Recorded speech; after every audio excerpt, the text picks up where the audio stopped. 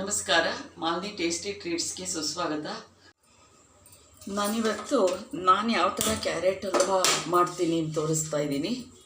ಇದಕ್ಕೆ 2 medium size carrot, ಸ್ವಲ್ಪ ದೊಡ್ಡದು. ಸೊ ಈ ಬೌಲ್ನಲ್ಲಿ ಫುಲ್ ಹಾಕ್ಕೋತಾ ಇದ್ದೀನಿ.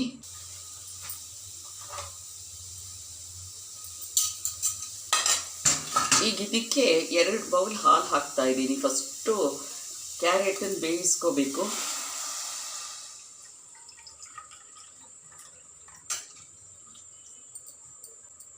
ಇದು ಬೆಂದ ಮೇಲೆ ನೆಕ್ಸ್ಟ್ ತೋರಿಸ್ತೀನಿ. ಈಗ ನೋಡಿ, ಹಾಲೆಲ್ಲ ಬಿಟ್ಟು ಈಗ ಫುಲ್ ಹೋಗಿದೆ. ಈಗ ನಾನು 1 ಸ್ಪೂನ್ ತುಪ್ಪ ಹಾಕ್ಬಿಟ್ಟು ಇದನ್ನು ಹುರಿತಾ ಇದ್ದೀನಿ.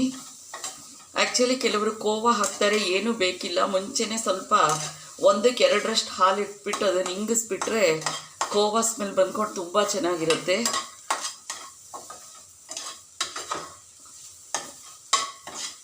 ನೋಡಿ, ಸಣ್ಣ ಉರಿಲಿ ಹುರಿಯಿರಿ.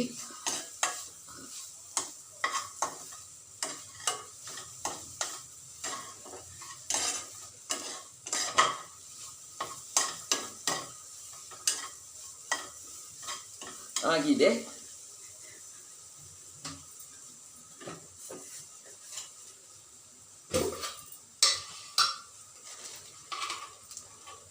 ಈಗ ನಾನು ಇದಕ್ಕೆ ಸಕ್ಕರೆ ಹಾಕ್ತಾ ಇಲ್ಲ, ಬೆಲ್ಲದಲ್ಲಿ ಮಾಡ್ತಾ ಇದ್ದೀನಿ. ಒಂದು 5 ಸ್ಪೂನು ಬೆಲ್ಲದ ಪುಡಿ ಹಾಕ್ತಾ ಇದ್ದೀನಿ.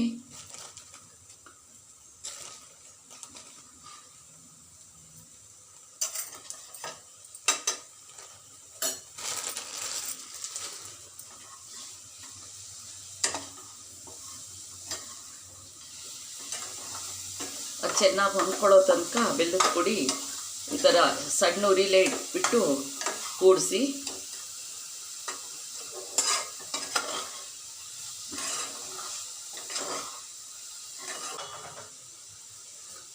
ಈಗ ಇದಕ್ಕೆ ಚಿಟಿಕೆ ಏಲಕ್ಕಿ ಪುಡಿ ಹಾಕ್ತಾ ಇದ್ದೀನಿ.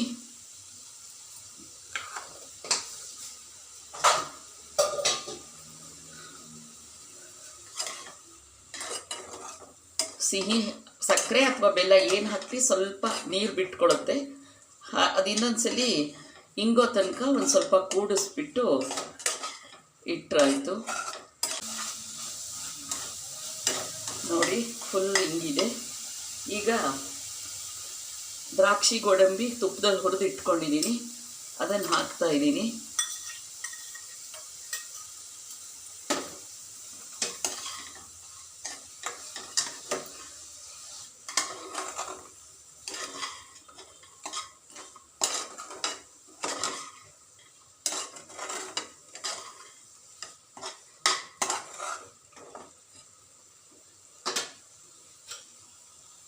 ರುಚಿಯಾದ ಬೆಲ್ಲದಲ್ಲಿ ಮಾಡಿರೋ ಕ್ಯಾರೆಟ್ ಹಲ್ವಾ ರೆಡಿಯಾಗಿದೆ. ನಾನು ಇದನ್ನು ಮುಂಚೆ ನಮ್ಮೂರಿನ ಲಕ್ಷ್ಮೀ ಕೇಶವನಿಗೆ ಇಲ್ಲಿಂದಾನೇ ನೈವೇದ್ಯ ಮಾಡ್ತಾ ಇದ್ದೀನಿ. ಇವತ್ತು ಮತ್ತೂರಲ್ಲಿ ಗರುಡೋತ್ಸವ, ನಾಳೆ ರಥೋತ್ಸವ. ಇಲ್ಲಿಂದಾನೇ ಲಕ್ಷ್ಮೀ ಕೇಶವನಿಗೆ ಮೈಸೂರಿಂದಾನೇ ಒಂದು ನಮಸ್ಕಾರವನ್ನು ಮಾಡಿಕೊಂಡು ಇಲ್ಲಿಂದಾನೇ ನೈವೇದ್ಯ ಮಾಡ್ತಿದ್ದೀನಿ. ಇದನ್ನು ಮಾಡ್ಕೊಂಡ್ಬಿಟ್ಟು ಫೀಡ್ಬ್ಯಾಕ್ ಕೊಡಿ. ರೆಡಿಯಾಗಿದೆ. ಧನ್ಯವಾದಗಳು. ಲೈಕ್ ಮಾಡಿ, ಶೇರ್ ಮಾಡಿ, ಫ್ರೆಂಡ್ಸ್ ರಿಲೇಟಿವ್ಸ್ ಜೊತೆ ಶೇರ್ ಮಾಡಿ. ಸಬ್ಸ್ಕ್ರೈಬ್ ಆಗದೇ ಇದ್ದರೆ ಸಬ್ಸ್ಕ್ರೈಬ್ ಮಾಡ್ಕೊಳ್ಳಿ. Thank you very much.